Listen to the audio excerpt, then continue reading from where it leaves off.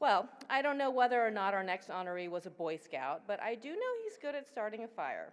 Here to present tonight's Citizen Service Medal is Dr. Patrick Gallagher, Department of Commerce Acting Deputy Secretary and Director of NIST.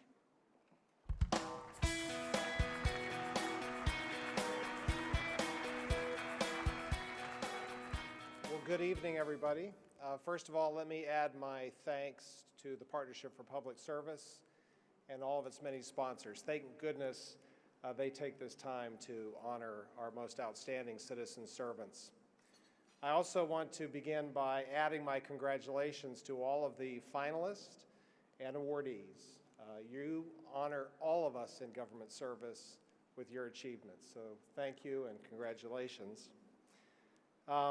Today I have the honor of presenting the work of Dan Madrzykowski, fire researcher at NIST.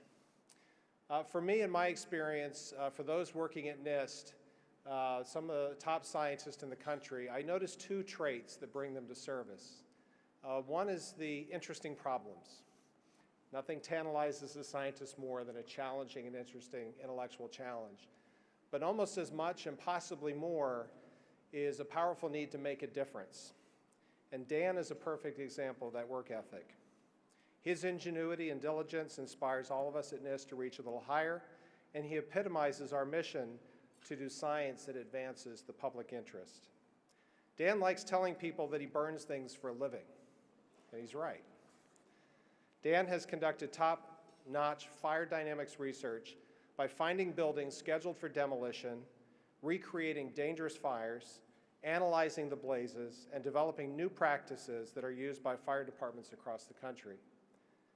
But I should note that Dan spreads the word by teaching numerous courses, distributing thousands of copies of educational videos, operating a popular website for the fire service community, and serving on 7 standards committees. So he not only does great science, but he's committed to putting that work into practice every day, saving lives. His work is helping to improve the safety and effectiveness of firefighters. His work is reducing property loss, and most importantly, he is saving lives. Fighting a fire is hard work, but teaching a nation how to fight fires is truly invaluable. So everybody, please join me in seeing a little video about Dan's work. I'm a fire protection engineer for the National Institute of Standards and Technology.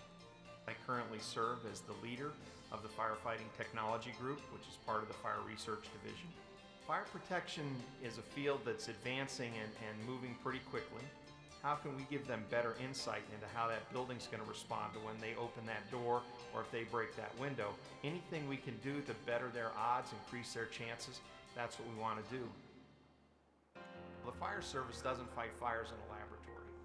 So we really had to look at how does a fire in a real structure behave. We would start to instrument buildings and really get an understanding of how the fire moved through the building. We've really made a big push with the fire service to help them understand how to control that fire behavior, how to improve their tactics. We're there shoulder to shoulder, and so once they see these fires for themselves, they see how the fire behaves, they see how it responds to different actions. We have credible members of the fire service on board because they're the ones that are then standing up and saying, you know what? We've experienced this, and this is really what happens, and we need to look at modifying our tactics. These guys are sort of the ultimate public servants, if you will. They're, for all practical purposes, willing to sacrifice their life to save somebody else's life. And I want to do what I can to make sure that they're doing that in the safest manner possible. We've all heard that saying that, you know, if you love what you do, you never work a day in your life, and there's a large amount of truth to that.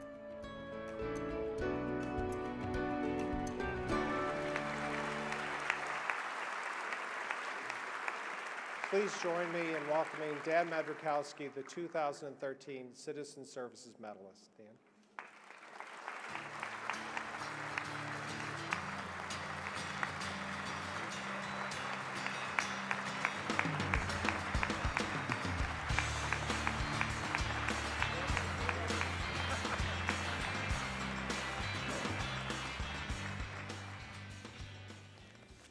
Thank you very much. It's interesting that somebody told the partnership about all these presentations that I give to the fire service, and somebody must have also told them that the shortest one is about 4 hours, typical one goes about 8 hours, and many of them go on for days. So with that, they said, only 3 sentences, Dan. So please, thank you for this honor. I'm certainly in a group here that hard to imagine myself being among such great public servants. It's really been my pleasure to serve the fire protection community and to have a hand in increasing fire safety for the nation, as well as reducing the costs of fire. I'm really lucky, blessed in a way that I got to work at NIST. I kind of fell into it through a co-op position many years ago, and NIST is sort of a unique agency in the government. As I hear these stories, as I was at the luncheon earlier today, and people were talking about, NASA and fires in space. Well, one of our guys worked on fires in microgravity and got to ride the shuttle twice.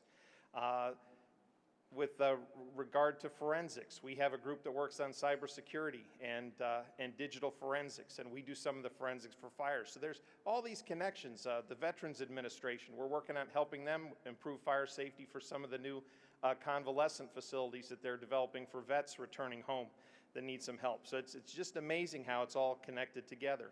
And one of the reasons that NIST is such a broad reach is that we have a great diversity of world-class experts, scientists, engineers, mathematicians, technicians, believe me, they make me look good, computer programmers, and even lawyers to help us do our job, to help us get to cities so we can light buildings on fire.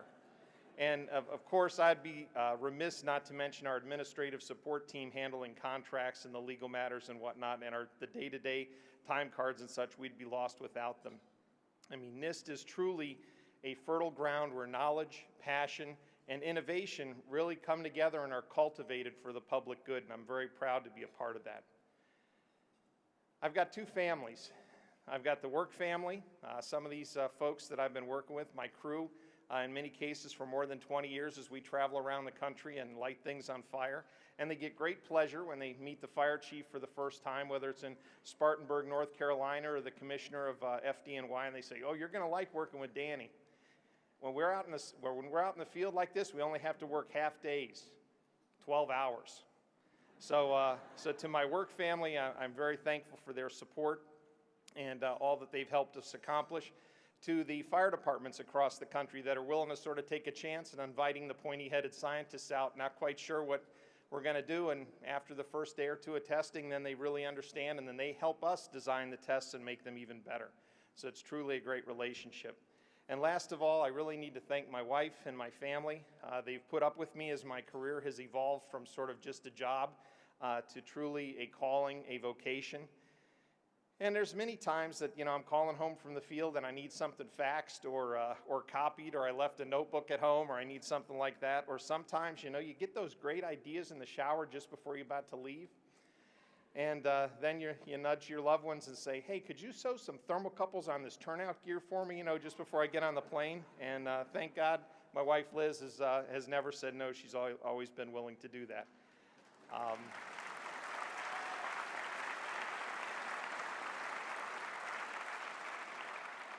And if you look at the DVD, some of my kids' artwork's in there too, so everybody helps. I'm standing between you and dessert, I believe, but next week is Fire Prevention Week.